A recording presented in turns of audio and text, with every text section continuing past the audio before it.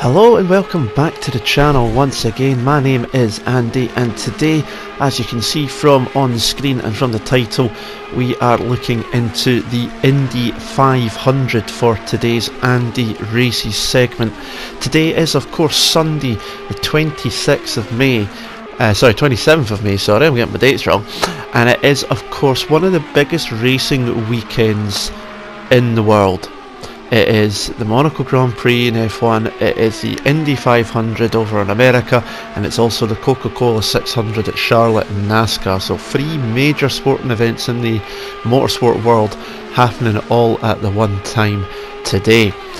We're going to be concentrating though on the history and having a race around the fabled 2.5 mile motor speedway that is the Brickyard, the Indianapolis Motor Speedway. And while we're going through as well, we'll have a chat as we're going through the race of some of the traditions, some of the bits and pieces about the track, about the event itself, and we'll go through that as the race is going on. The race itself that I'm doing will be a 50 lap race, so 1/4 of the distance, so it's technically the Indy 125 for me, kinda. If I've done my sums right. I don't know. Anyway, but what we're going to do is 50 lap race. That means we're going to get at least one pit stop for everybody, which is good. And while we're going through that, I will discuss the ins and outs and bits and pieces about this famous racing event. So with no further ado, we're going to get into the action. But just as I do though, thank you very much for watching. If you do enjoy this video, you do learn something from it as well, do hit the like button, hit the subscribe button as well, and don't forget to hit the bell icon so you're notified of any videos that I post, and leave some comments down below. But let's get into the action straight away. So here we are waiting to line up now. Stick around for the end because there is quite a few outtakes. This took me a lot of time to get recorded, and I even had one attempt which got me to lap 41 before the AI took me out. But AI's turned up to maximum, aggression up to maximum.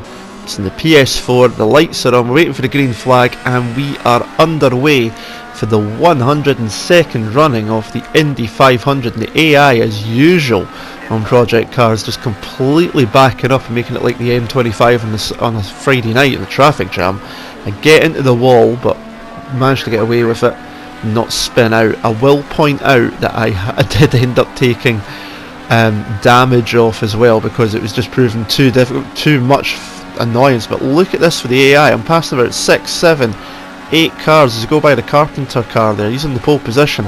That's the number 10 Scott Dixon machine there on the outside, on the inside there. As we go around the outside, we nearly rear end the car in front. We're ducking and weaving here. We started 32nd on the 32 car grid, and we're up into P12 already. So AI proving to be perfect even at 120. Thank you very much for that indeed. I would have hoped for a bit more of an enjoyment there, but hey ho, what can you do?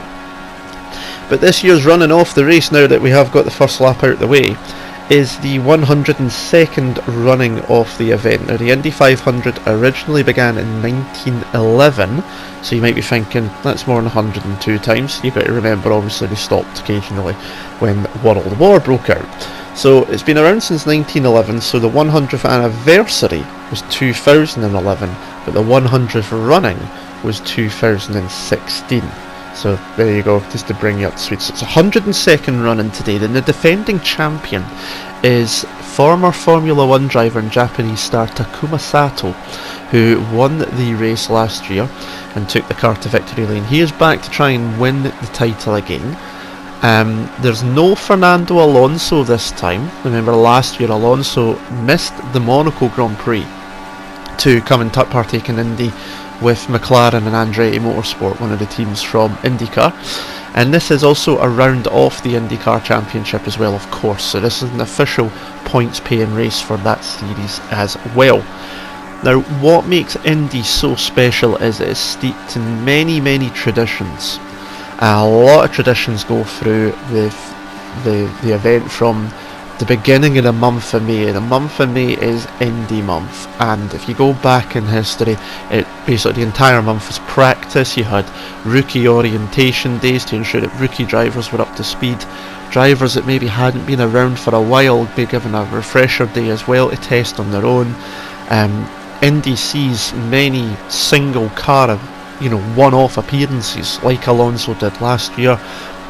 There's a couple this year as well. Danica Patrick is racing again at Indy this year. She's actually starting on the front row in third place as well. Another one I can think off the top of my head is Pippa Mann, but she didn't make it into the race. We'll come to that in a minute, because that's another tradition, because the race traditionally has 33 starters. Now, as many drivers and teams can enter as possible, but only 33 can start.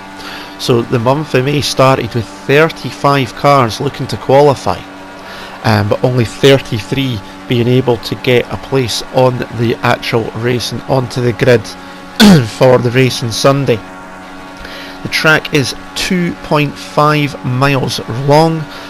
Each of the four corners are identical in geometrical ways, but I actually tweeted out to Dario Franchitti, a multi-time Indy 500 winner himself and a 4-time IndyCar champion, the other day, and he was mentioned, and I asked him, do the corners drive the same with them being geometrically the same? They're all the same lengths, like the front and back straight are the same. The short chute where I'm in now between the corners, they're the same length. The corners are the same dimensions.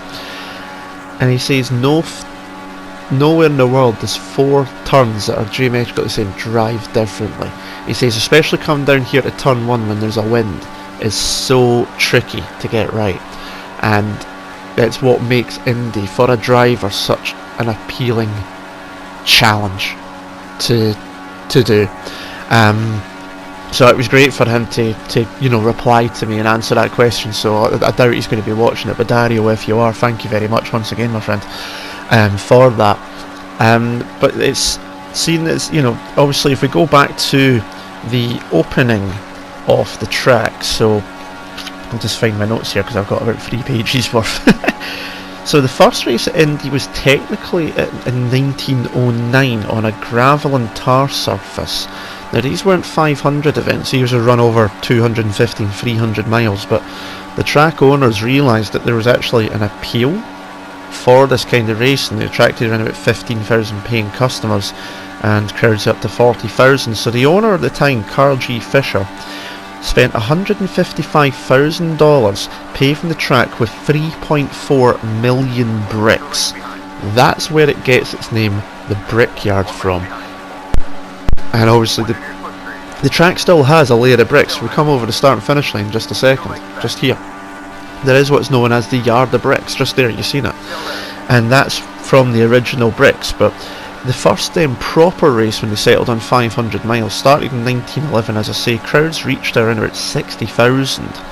And the first running was on May the 30th, 40 starters, so one of the few years, there's been a couple where there's been more than 33 starters. And that race was won by Ray Harron in the Model 32 Wasp racer. Now, Harron was the only driver not to run with a riding mechanic. Back in that day, riding mechanics were quite regular. To have another driver on there would basically be your spotter. He didn't have one, he had a rear view mirror, but it was pointless, you couldn't see nothing out of it. So many drivers seen him as a danger on track, tried to protest the result, but it was kept official. And it wasn't long before the European manufacturers got involved. Fiat and Peugeot started developing cars in the years to follow, and it continued on from there, and obviously it's become a huge thing. The whole of Indiana just goes nuts, especially around Indianapolis itself for Indy 500s. You can see on the screen we're coming up to a Gagler on great run off a turn 4 as we come up alongside the 8 car. That's Max Chilton's car, when you look at the liveries. Right round the outside of him and another car. I found it hard that it was 120 on this, but there you go. But we'll come back to this history lesson just now real quickly. There's a lot of traditions, as I say, so one of them is the 33 car grid. There's only been a few times since 1933 that when it was decided it would be a 33 car grid that's been broken. So 1947 seen only 30 riders and drivers. That was due to a prize money dispute, as we've just running up the field really quickly here. 1979 there was 2 more, there was 35, and that was due to a dispute between the then kart organisation and the race governing body. So it's complicated and I can't be bothered going into it just now. And then in 1997 again 35 cars, and again that was due to a dispute between kart and those who owned Indianapolis, which was the IRL, the Indy Racing League, which is now IndyCars. And they had created an all-exempt tour rule, so that those that were in the top 25 in the IRL standings were exempt from being bumped as we thump into Simon Pagenaud's car. So there was no bumping for those cars, even if they were in the bump zone and slow, and that meant that the single entry kart teams that came along just for this race, so they weren't running in IRL on a regular basis, were getting bumped out even though they were fast enough to qualify for the race itself. So they elect to ensure that the fastest 33 entries were in, they had to allow 2 extra cars, so that the top 33, there was 33 fastest cars plus the 2 extras to round out and make up the rules. But those are the only times since 33 that rule has been broken.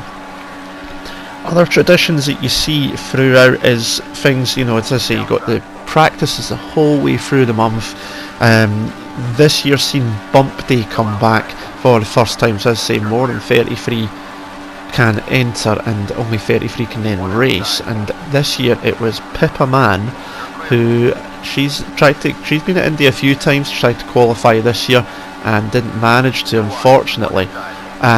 So she got bumped out, as we're already up into nearly first place for Foyt and Will Power's car just now, the Penske Chevrolet, for first place on the screen, 14 laps in.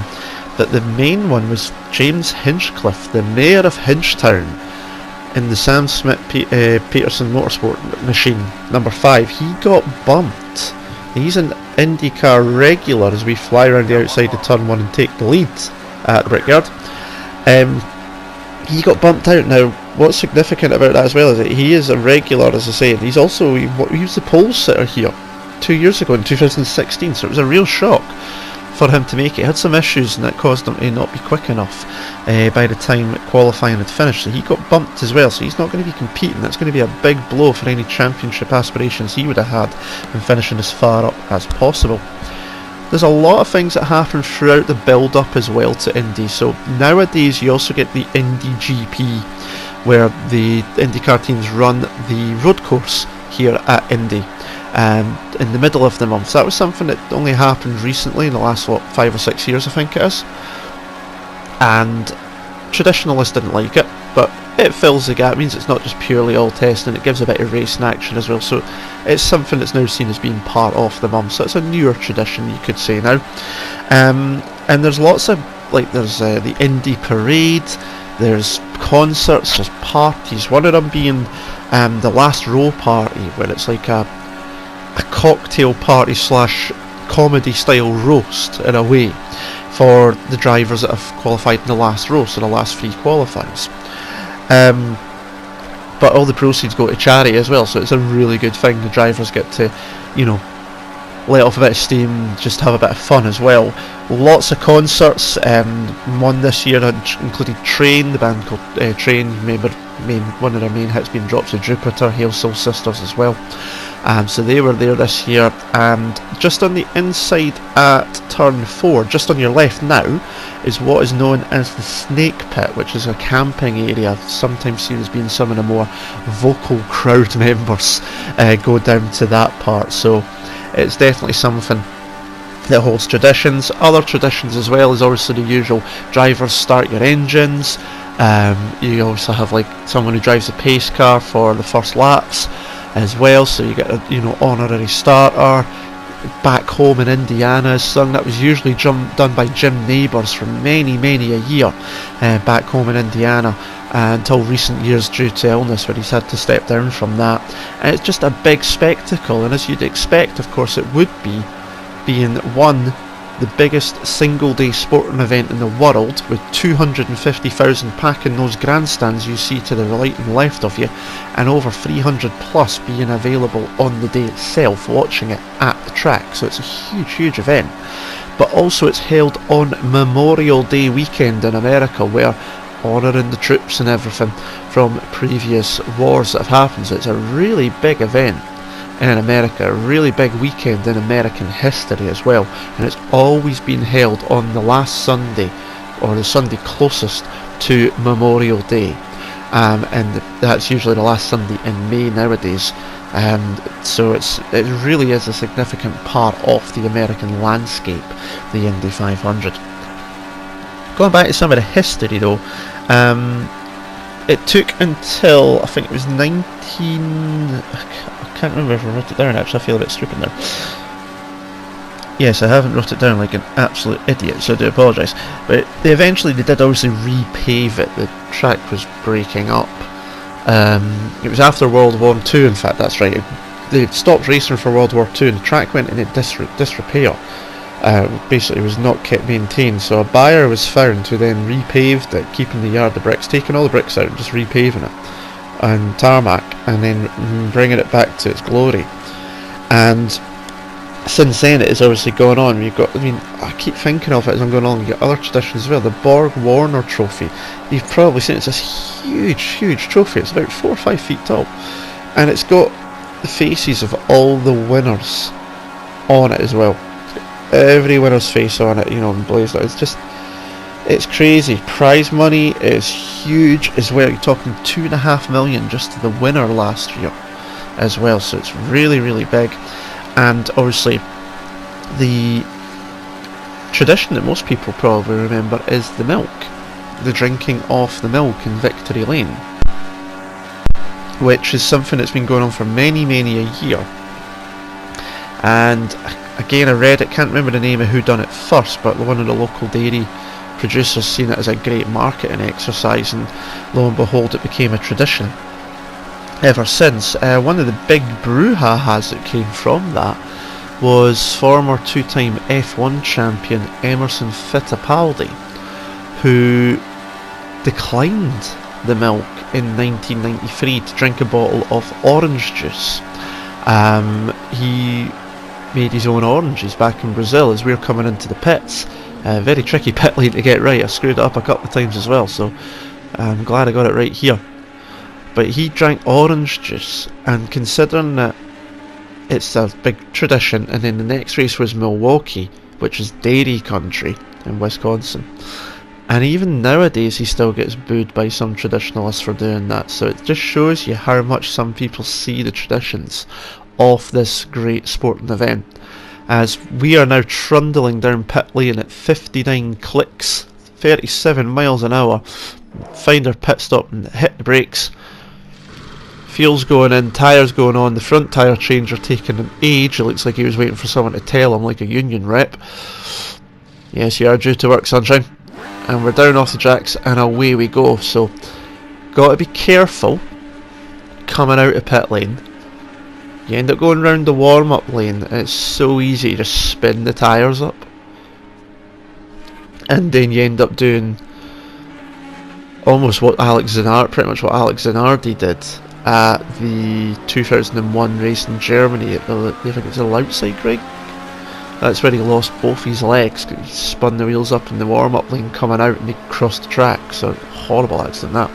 So taking it easy to make sure I don't crash coming out. Now we can get back up to speed.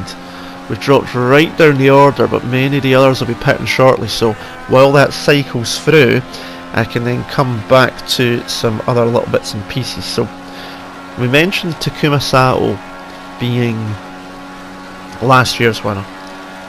There's 4 drivers with the most wins at Indy, and that number is 4, and those drivers are AJ Foyt, Unser Sr. and Rick Mears, and Roger Penske is the most successful team owner with 16 wins in total. Now, it's quite convenient mentioning that just now, because the car I'm driving is the number 3 Pennzoil Dallara Chevrolet. Now, in this year's race, that car is being run by Penske, and the driver is Helio Castroneves, who is a 3-time champion at Indy himself. So he is looking to match those great names and put himself right in the history books and be a 4-time winner as well. So that's why I've picked this car, this livery, to run during this race today that we're running. So it'll be interesting to see, can Spider-Man climb the fence again? That is Helio's signature trademark victory celebration. He climbs the fencing next to the grandstands like Spider-Man, so it will be interesting to see if he can do that and become a 4-time winner himself when the checkered flag falls at the end of 500 miles round here today on Memorial Sunday. But there's so much to this that I could easily go on and on and on, very easily indeed. But I'm going to stop there so I don't bore you too much, but you can learn so much about Indy. Massively learn a lot about it. And just go online, have a look. So it's just phenomenal the amount of history this race has. And as I say, big race weekend as well. You've got Monaco on as well, which along with Indy is seen by many as 2 of the 3 legs of the Triple Crown. The other one obviously being Le Mans. That's why Alonso's obviously tried last year. He's doing Le Mans this year, so I could expect to see Alonso back doing Indy in the next couple of years, to be honest with you. I'd love to see Monaco moved to the weekend before or after. Possibly allow some more drivers the chance to do a single entry. I mean, Alonso would quite easily go back, I'm sure. He's happily said before he would race every weekend if he could.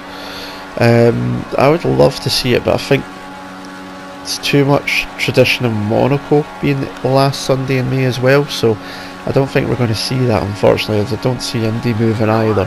So it's going to be one of those bits that you've got to sacrifice one or the other, unfortunately, to compete in Indy. You have to give up Monaco or vice versa.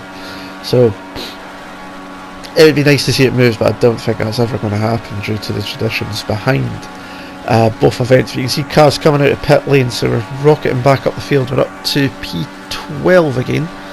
At this point in time, there's cars still to pit ahead of us, so we are still flying back up. We should hopefully still be first by the time we get all of the pit stops out of the way. This, as I say, it did take me a number of attempts to do this. You will see a few of them at the end. Some I was commentating over, some I wasn't. I eventually gave up trying to speak while racing. I just concentrated on getting to the finish because it was starting to do my head in that much. I've never been so frustrated trying to do a race in my life, and that was me trying to do 50 laps. Can you imagine trying to do the full 200? Oh please no. So that was fun trying to do that. You can see there's cars behind trying to catch up, but even at 120 AI and 100 aggression, so turn everything right up. I'm running default setup here. Default's oval setup, and no problems at all. Dual shock controller, no steering wheel, so that's why you see the odd jittery bit now and again.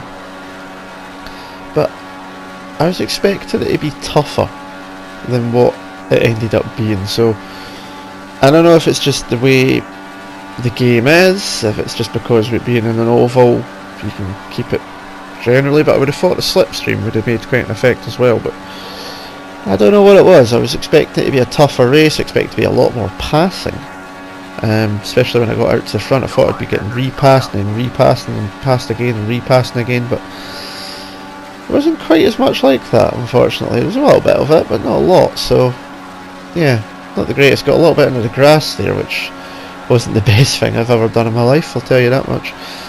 But Indy is, try to think what it starts about 12 o'clock in America, so it's about 4 o'clock here in the UK, 4 PM.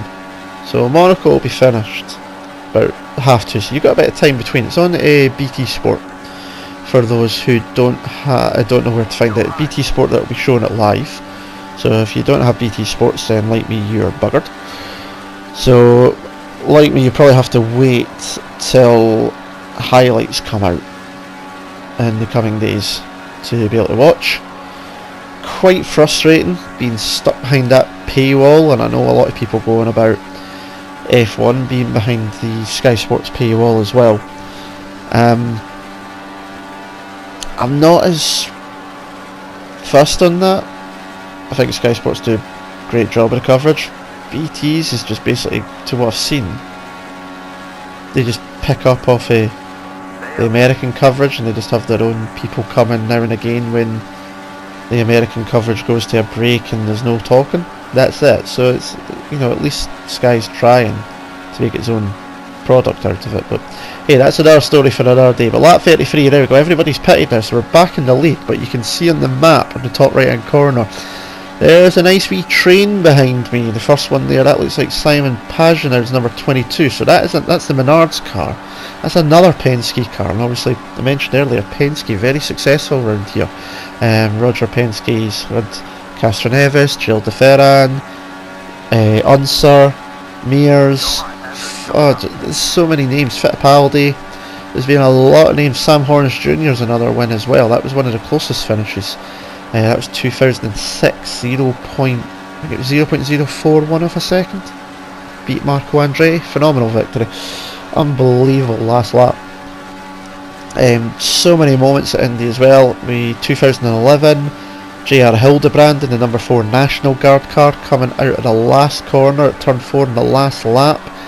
Goes to the high side to overtake a lapped car, gets in the marbles, hits the wall and crosses the line on 3 wheels, but unfortunately for him was passed between the end of the turn 4 and the line by Dan Weldon, who took his second and what would be his final victory in Indy cars as a whole, because obviously later that year he took part in the season finale at Las Vegas, and well, any motorsport fan will remember what happened there. Massive 15, 16 car pile-up. Horrible, and Dan, unfortunately, he lost his life that day, and he's always remembered at the Brickyard. He loved racing at Indy. He was a 2-time champion, so there was actually a video up the other day. It was his, one of his young sons with his go-kart stopped at the line here, got and kissed the bricks, so that was quite a nice moment, and it makes you wonder how many races could Dan have won at Indy, because he did enjoy racing and he was always very quick around Indianapolis, but he was a loss there. But that was a heartbreaker for Hildebrand that year. Takuma Sato, he could have won it a few years previous, tried to pass Dario Franchitti on the turn 1 at the last restart. A couple of laps to go, he just got a bit too aggressive and stuffed it in the wall, and Franchitti would go on to win that race. That would be the final time he would win at Indy as well, if I remember correctly too, before his career-ending crash at the season finale, which was in Houston. I think that one was a huge one. He actually collided with the fence. It's horrible, but he thankfully walked away from that. There's so much. I mean, the most controversial one's got to be here, turn 3, in 2002, where Castroneves took the win, but it was 6 weeks later before the result was declared official. Team Green, and which is now Andretti Motorsport, Paul Tracy passed on the outside going into turn 3, but at the same point the yellow flag came out for a crash behind them. The claim was that Tracy was saying they were passed at the time the yellow flag flowing, but it was upheld saying no, you didn't. And what makes this one controversial is that at the time Penske were an IRL, Indy Racing League team, which was run by Tony George and the George family who own Indianapolis, whereas Team Green, the Andretti team at that point, were still running in the kart series. So it was warring factions, and a lot of people thought, the conspiracy theories were there, that they had purposely made sure Penske was the winner, and says no, it's wrong, because it was a kart team. They didn't want one of, to use the expression that some people did, them winning it, them being a kart series team and driver. So that was controversial. There's been many a moment through the years. There's the Andretti curse as well. So Mario Andretti has won the race. Since then, no Andretti's have won. That's back in the 70s. So anyone with the Andretti name's not won again. So Mario's failed.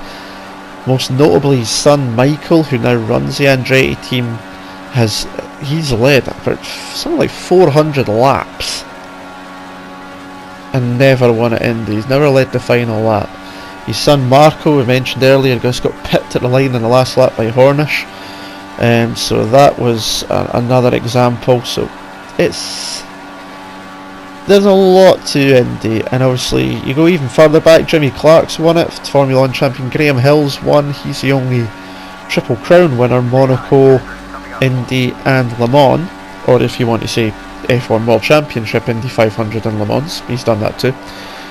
That's what brought Fernando here last year. Brought Alonso to the Brickyard, was to try and start his process to emulate that. He's a world champion. He's won Monaco, so he's doing it at Le Mans this year, obviously with Toyota.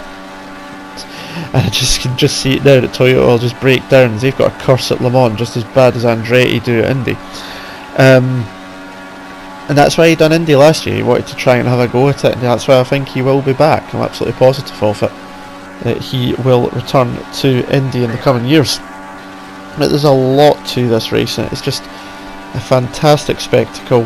And a lot of people may think, oh, it's just cars going round in a circle. In a way, yes. Very quickly, around about 220 plus miles an hour, nose to tail. But there's so much more to it. That's what I always say to anybody, even just watching a normal F1 race or any other race going around a normal track. There's a lot more to it than just cars going around the track.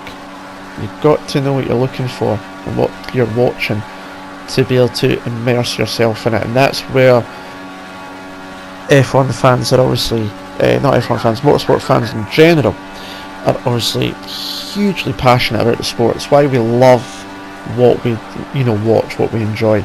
So it really is fascinating stuff, and watching the skill of these drivers, at the speeds they're doing to go around, is just phenomenal. There's been some huge crashes as well over the years. Last year as well, Scott Dixon upside down, flipping over end into the side of the wall. Thankfully he was okay.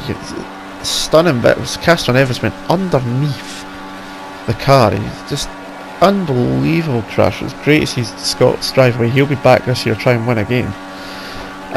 Trying another time to get on to victory lane, but it's unforgiving. As simple as it might look to go around four corners, it is unforgiving, and it is not as easy as it looks. Which is why it took me 28 attempts to get through this, to get to the 50 lap point. I was actually at this point now and I was going, please don't fuck it up, please don't make an arse of this. So yeah, it's not easy. Going around an oval is not as easy as it looks, I can tell you that much. And I'm sure the drivers themselves will tell you that too, but the experience, I can imagine, when they get it right in real life, must be amazing. You know, you to lap like 228, 229 average must be awesome. Must be one of the best experiences in the world. I can only imagine. I'll never experience that in my life for real. So crazy. Another wee bit has actually just came into my mind. Driving this Pennzoil car is gentleman that I follow on Twitter, and some others of you may be aware of this particular Twitter page and this gentleman as well. Sean Bull has actually been he's the design, he done the livery for the car this year. So that's really cool. This weekend he's got helmet designs in Monaco with Marcus Ericsson, Charles Leclerc. He's got the Pennzoil car running at Indy. He's good job there at Renault, if I remember rightly. I think. Doing some stuff there too, and he's just great. So there's another wee bit as well, actually. And that was another, to be honest, that was actually another reason that made me go with the Pennzoil car. For me, I remember the Pennzoil car for, it was actually Sam Hornish when he was racing for, I can't remember the team name now, before he joined Penske. But they ran the sort of Pennzoil colours, and number 4 it was that he raced. And I remember that because that's when I started watching IRL. I'd watched kart up to that point. I knew of IRL. I'd watch Indy now and again, but it wasn't as it didn't quite get that big IRL until 2000 onwards, where some of the kart teams started coming across. So that's when I started, recognising it as well, because kart started to slowly die on its feet over the coming years. So, but that's where I picked up from. It's just there's some great races, Oval racing isn't as boring as it looks, trust me. You can really enjoy a good oval race. And if you've not watched one in full, watch this one today. Watch Indianapolis today. Honestly, this is the race to watch for an IndyCar race. This is the one you want to watch. The spectacle, the fanfare, everything that goes with it. If you've got a chance to watch it for sure. So we are coming up to the final couple of laps. We're going to see the white flag next time by. We're on lap 48, so 2 to go. But look there behind, we've got Pagenaud's car, the 22 machine, the Menards. And then on the other side of that is, I believe, the 12, which is the Will Power car. It's multi-time series champion. I don't think he's won at Indy though, so he's still looking for his first victory. You can see him turning it up to Richwood to keep them away from me. So coming up to the white flag this time round, so one more lap. So since there is only one more lap and it is only about 50 seconds to do so, I am going to say thank you very much for watching. It has been a bit of a ramble, but that's what these videos are about, me having a bit of fun, giving you a bit of history and insight to the race. So thank you for watching. If you have enjoyed it, do hit the like button. Hit the subscribe button, notifications as well. Leave a comment below. What's your favourite IndyCar moment? What's your favourite Indy 500 moment? What do you remember from the history of the sport? Stick around as well, because there's going to be some outtakes on the end of this. I know it's been a long video, but thank you very much for watching. And until the next time and the next video, I will be seeing you again soon, of course. But we are coming round turn 3 for the last time into turn 4, 224 miles an hour. Missing the wall, not doing what Hildebrand done, and that is us in victory lane. I'm away for a glass of milk. Lovely jubbly. Thank you very much for watching. Until the next video, I will see you again soon. Ta-ra.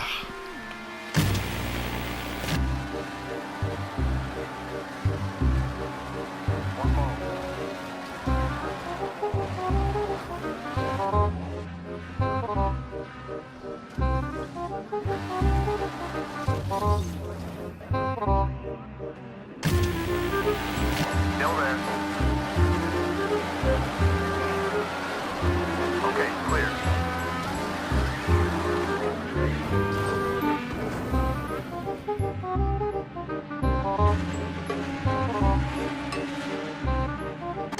Right, we're going to pit this time round. Oh no! Oh no!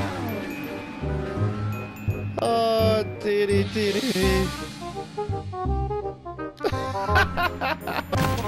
Flag waving there on top.